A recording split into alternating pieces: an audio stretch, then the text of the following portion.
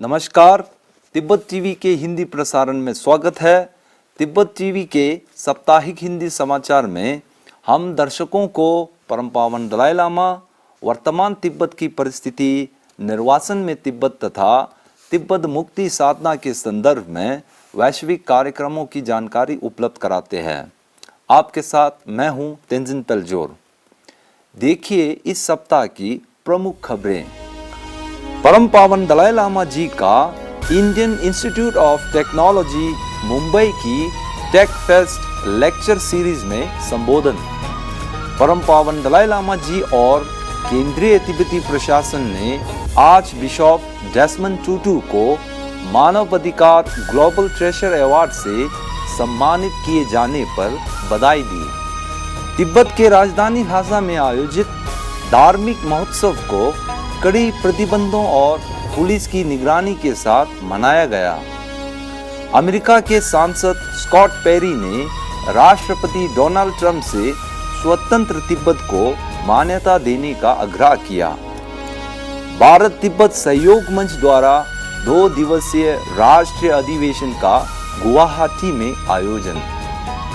Core group for Tibetan cause द्वारा तिब्बत के लंबे समर्थक श्री ज्योतिकर जी के निधन पर संवेदना संदेश। अब सुनिए समाचार विस्तार से।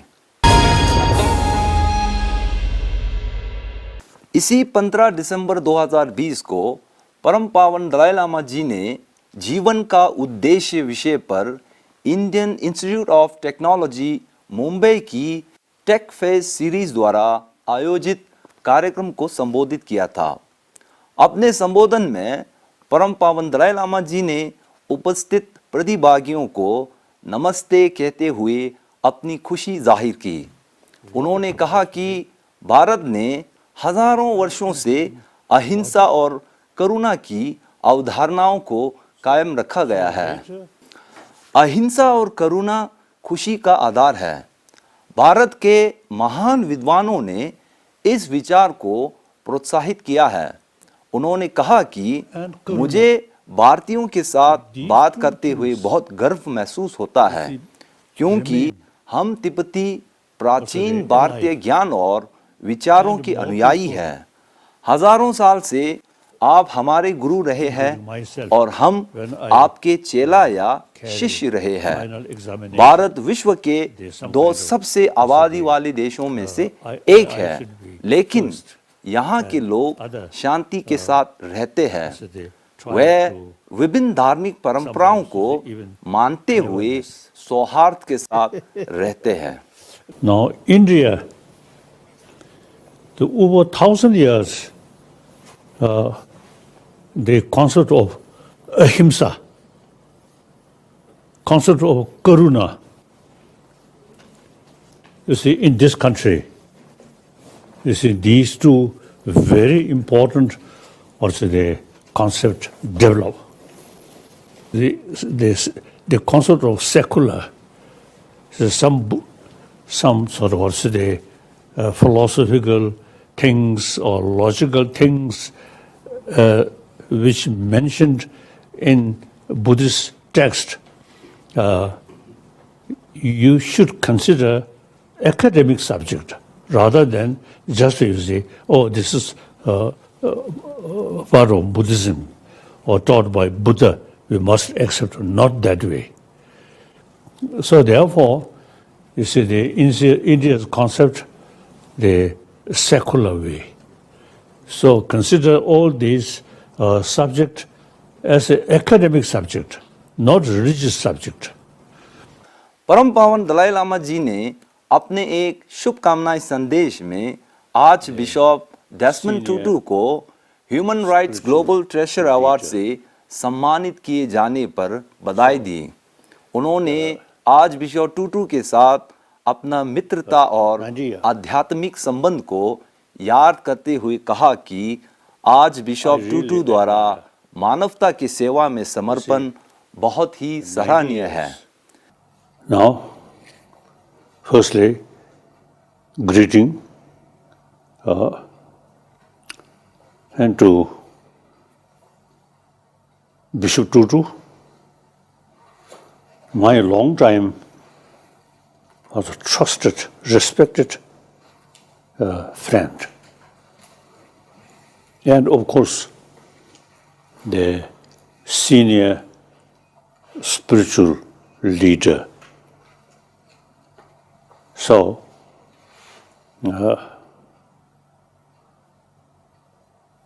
these are positive words. In a way, this old person is quite funny. So because of that, we become very, very close friend. So now today,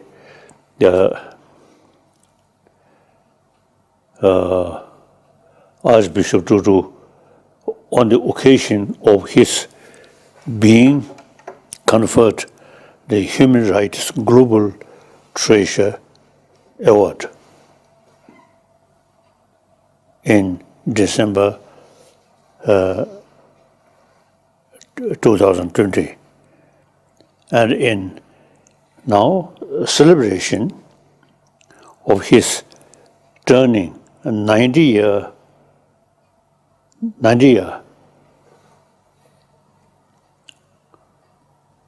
I really admire. You see, 90 years, you spent a life with principle and helping humanity. And certainly your own religious tradition, Christian. You really work hard. I very much appreciate. इसी प्रकार केंद्रीय तिब्बती प्रशासन के Sikyong doctor Lobsang संगे और निर्वासित तिब्बती सांसद के अध्यक्ष श्री पेमा जुंगने ने केंद्रीय तिब्बती प्रशासन और निर्वासन में रह रहे तिब्बतियों की ओर से आर्च बिशप डेसमंड टूटू को human rights global treasure award से सम्मानित किए जाने पर बधाई दी।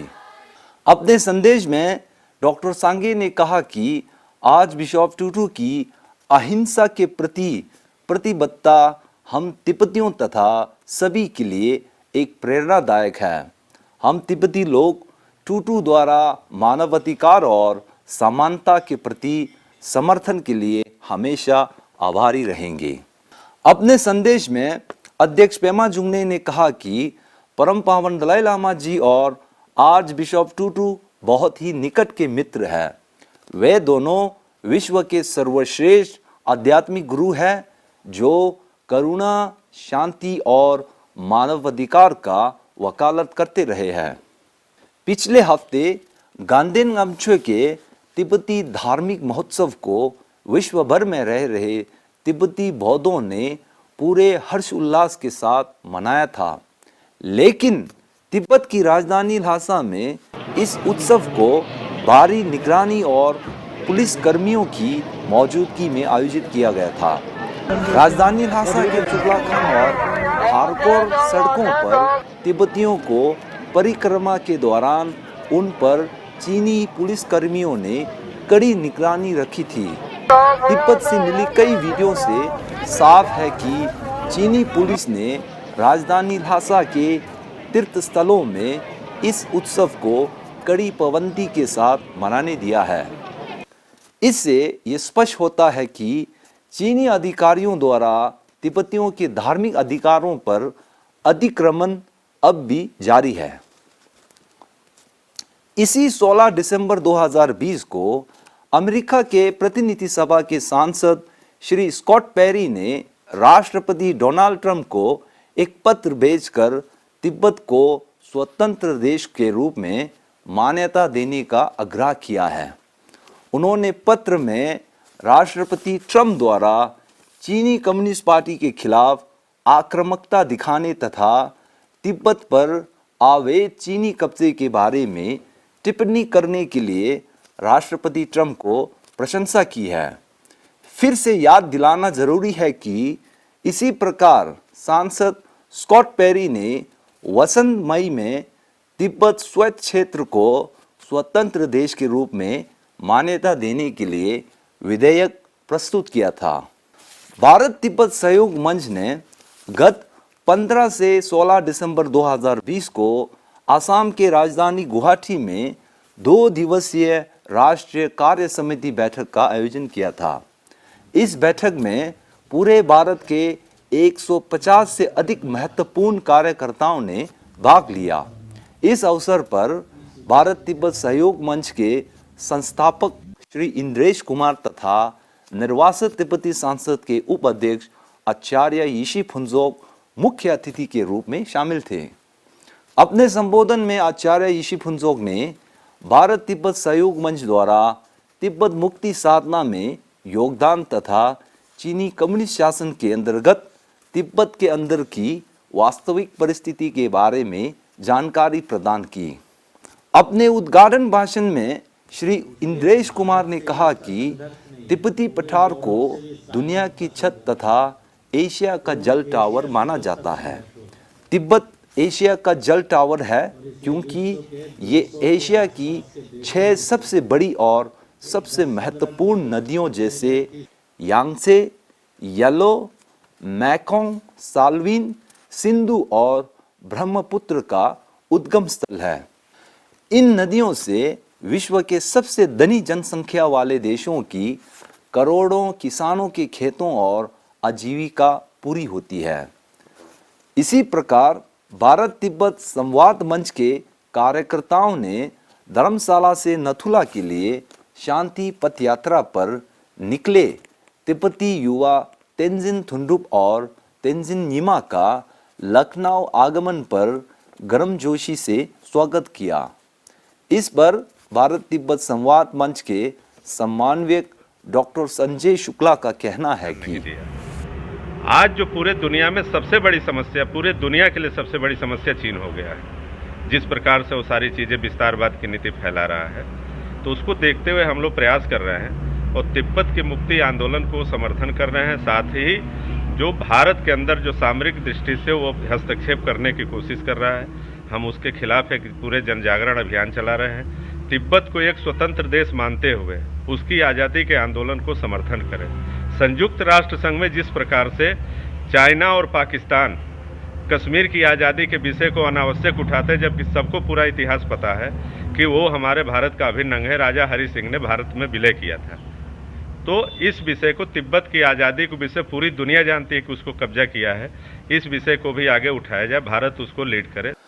Core group for Tibetan cause के राष्ट्रीय संयोजक श्री R.K. खिरमे ने तिब्बत के लंबे समर्थक और भारत तिब्बत मैत्री संघ के राष्ट्रीय उपाध्यक्ष श्री P.G. ज्योतिकर जी के निधन पर उनके परिजनों के प्रति शोक प्रकट किया। अपने संदेश में श्री खिरमे ने कहा कि स्वर्गीय ज्योतिकर जी तिब्बत आंदोलन में पिछले 40 वर्षों से जुड़े हुए हैं। उनके निधन से हमने तिब्बत के एक सच्चे मित्र को खोया है। वह पूर्व में core group for Tibetan cause के क्षेत्रीय संयोजक और वर्तमान में भारत तिब्बत मैत्री संघ के राष्ट्रीय उपाध्यक्ष था। इसी के साथ आज की खबरें यही समाप्त होती है। अगले हफ्ते हम फिर मिलेंगे। मुझे दीजिए आज्ञा। नमस्कार।